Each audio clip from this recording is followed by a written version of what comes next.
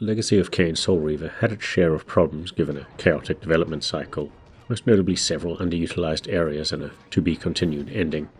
Everything else, judged by 1999 standards, was incredible. A strong narrative with excellent voice work and theatrical performances.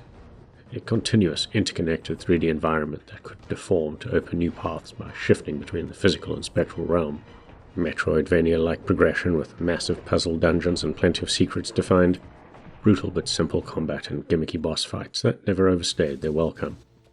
Replaying the remastered version was a treat despite its age. In contrast, replaying Soul Reaver 2 Remastered served as a reminder of how nostalgia can manipulate memories. Now, Soul Reaver 2 was far from a terrible game for the time, and it does things better than its predecessor. In particular, the twisting narrative, memorable cast, and over-the-top theatrical performances remain a highlight, with a succession of intriguing or shocking revelations that escalate towards an excellent finale. It kicks off with the final boss fight and in-game ending cinematic of Soul Reaver recreated in CG, with Raziel subsequently pulled from the time stream by Nosgoth's Guardian of Time, Mobius. Deeply skeptical of all potential powers manipulating Nosgoth, Raziel forms an alliance of convenience to hunt down Kain. Within the opening hour, he explores the ancient Sarafan stronghold, discovers more of his supposedly noble origins, learns of Kain's history with the original Soul Reaver blade, and eventually emerges into a lush and vibrant Nosgoth, only to witness the destructions of the Pillars of Balance firsthand. It's a dense opening, but also one that covers a lot of backstory players may be unaware of if they skipped over 1996's isometric Zelda-like Blood Omen Legacy of Kain.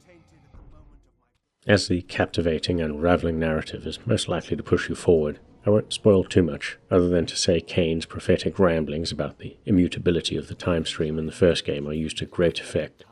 Using Mobius's time-streaming devices, Raziel shifts between Nosgoth's past and future, delving deeper into the conspiracies that blight it, while both creating and resolving apparent paradoxes. It all culminates in a brutal battle through the Sarafan fortress that ties into the events of Soul Reaver 1, and it culminates in an act of defiance that sets up the appropriately named sequel. If this thrilling narrative arc had been attached to a game that built upon and refined the original's open-world structure and gameplay loop, it might have been a masterpiece. Of course, sequels don't have to stick to the original template, and many of the best come from major changes to the formula. Soul Reaver 2 is not one of those games.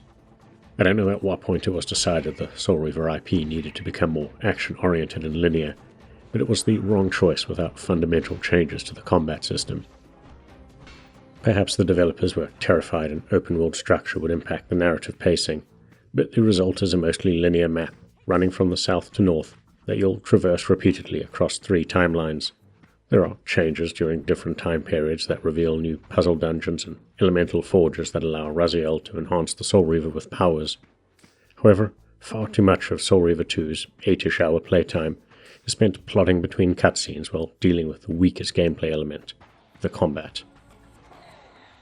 The first game had a simple but satisfying loop that involved weakening vampire enemies before finishing them off by impaling them with a weapon or tossing them into an environmental hazard like spikes, fire, water, and patches of sunlight.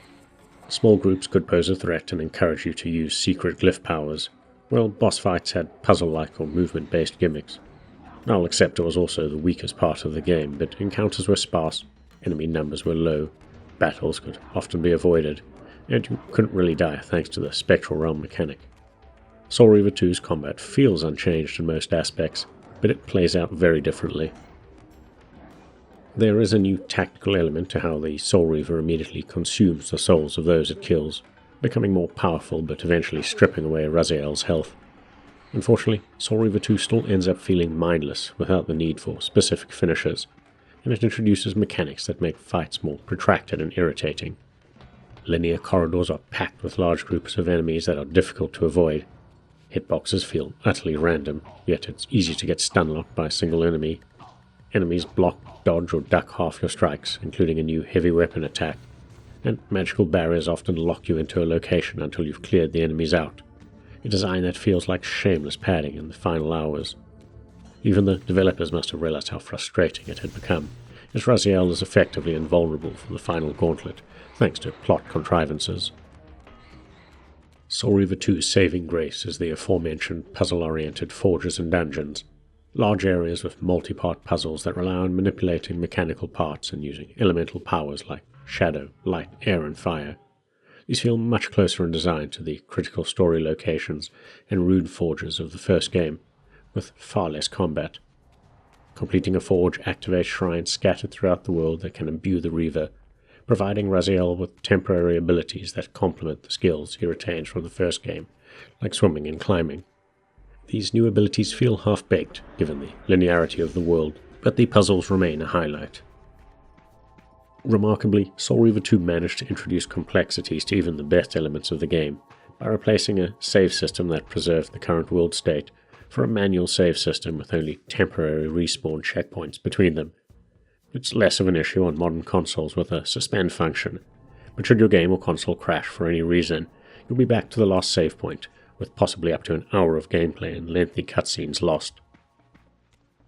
The typical way to end a retrospective is to conclude whether the game is still worth playing and how best to play it, but seeing as it's bundled in with the excellent Soul Reaver 1 Remaster, it's certainly worth trying Soul Reaver 2 Remastered for yourself.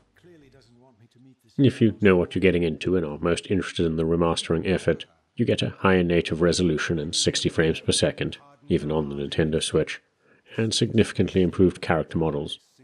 In contrast with Soul Reaver 1 Remastered, other changes feel incredibly subtle, aside from a scattering of new shaded textures that better fit the scene lighting. Many floor and wall textures are sharper, but when flicking between the classic and updated visuals, it was often impossible to tell without getting close to my TV. The voice work and music remain incredible, but by far the most praiseworthy element of these remasters is simply making these games accessible again on modern hardware, in a time when maintaining backwards compatibility is a priority.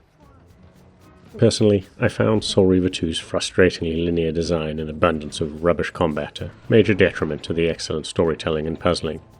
But that said, I could never truly dislike a game that inspired one of my favorite IPs, Darksiders. If you've got this far, please consider giving the video a like and maybe subscribing to our channel, as it helps us grow.